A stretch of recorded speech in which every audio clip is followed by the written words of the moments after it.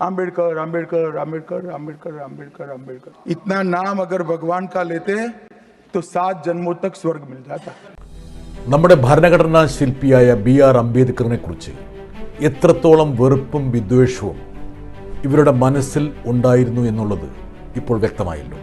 തനിക്ക് ശേഷം ആരെന്ന ചോദ്യത്തിന് മറുപടി നൽകാൻ കൂടിയാണ് പ്രധാനമന്ത്രി നരേന്ദ്രമോദി അമിത്ഷായെ രാജ്യസഭയിൽ മറുപടി പറയാൻ വേണ്ടി അയച്ചത്. അമിത്ഷായാകട്ടെ തൻ്റെ ധാർഷ്ട്യവും ധിക്കാരവും അഹങ്കാരവും പ്രകടിപ്പിച്ചുകൊണ്ട് അർദ്ധസത്യങ്ങളും കളവുകളും യഥേഷ്ടം വിളമ്പുകയാണ് ഉണ്ടായത്.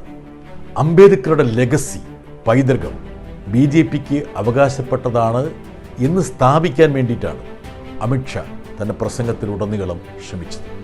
ജവഹർലാൽ നെഹ്റുവും കോൺഗ്രസും പ്രതിപക്ഷമൊന്നും വേണ്ടത്ര ആദരവ് അംബേദ്കർക്ക് നൽകിയില്ല എന്നും അദ്ദേഹം ആക്ഷേപിച്ചു. ഞങ്ങളല്ലേ ഭാരതരത്നം അംബേദ്കർക്ക് നൽകിയത്, നിങ്ങൾ നൽകിയില്ലല്ലോ എന്നാണ് അമിത്ഷാ പറഞ്ഞത്. പക്ഷേ 1989 അധികാരത്തിലേറിയ VP സിംഗ് സർക്കാരാണ് 1990 മാർച്ചിൽ BR അംബേദ്കർക്ക് ഭാരതരത്ന പുരസ്കാരം നൽകിയെന്ന കാര്യം അദ്ദേഹം ഭംഗിയായി വിസ്മരിക്കുകയും ചെയ്തു. BR അംബേദ്കർ നഖശിഖാന്തം എതിർത്ത പ്രത്യയശാസ്ത്രമാണ് RSSൻ്റെ. അദ്ദേഹത്തിന് ഒരിക്കലും RSSൻ്റെയോ ഹിന്ദു മഹാസഭയുടെയോ ആശയവുമായി പൊരുത്തപ്പെടാൻ കഴിഞ്ഞിരുന്നില്ല. യഥാർത്ഥത്തിൽ അംബേദ്കറെ കേന്ദ്രമന്ത്രിസഭയിൽ നിന്ന് പുകച്ച് പുറത്തു ചാടിക്കുന്നത് RSSും ഹിന്ദു മഹാസഭയും അവരോട് ആഭിമുഖ്യമുള്ള നേതാക്കളുമാണ്. അദ്ദേഹം കൊണ്ടുവന്ന പരിഷ്കാരത്തിന് വേണ്ടിയുള്ള ഹിന്ദു കോഡ് ബില്ലിനെ പരാജയപ്പെടുത്തിയതിൻ്റെ പശ്ചാത്തലത്തിലാണ് അദ്ദേഹം നെഹ്റു മന്ത്രിസഭയിൽ നിന്ന് രാജിവെക്കുന്നത്. ആ കാര്യമാണ് യഥാർത്ഥത്തിൽ അമിത്ഷാ സൗകര്യപൂർവ്വം മറച്ചുവെക്കാൻ ശ്രമിച്ചത്. അതുപോലെ തന്നെ RSSും ഹിന്ദു മഹാസഭയും ഒക്കെ അടിവരയിടുന്ന ജാതീയത ചാതുർവർണ്ണ രീതികൾക്കെതിരെയുള്ള പ്രതിഷേധമായിട്ടാണ് അംബേദ്കർ ഹിന്ദു മതത്തിൽ നിന്ന് ഒഴിവായി ബുദ്ധമതം സ്വീകരിച്ചത്.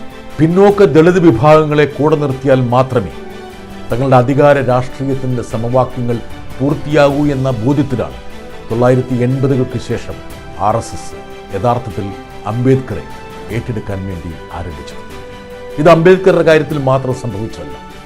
സർദാർ പട്ടേൽ മുതൽ വിവേകാനന്ദൻ വരെ, എന്തിനേറെ ഭഗത് സിംഗിനെ പോലും പരുവപ്പെടുത്തി തങ്ങളുടെ ആൾക്കാരാണ് എന്ന് സ്ഥാപിക്കാൻ വേണ്ടിയിട്ടുള്ള ഒരു ഗൂഢതന്ത്രം RSS എപ്പോഴും പുറത്തിറക്കിയിരുന്നു.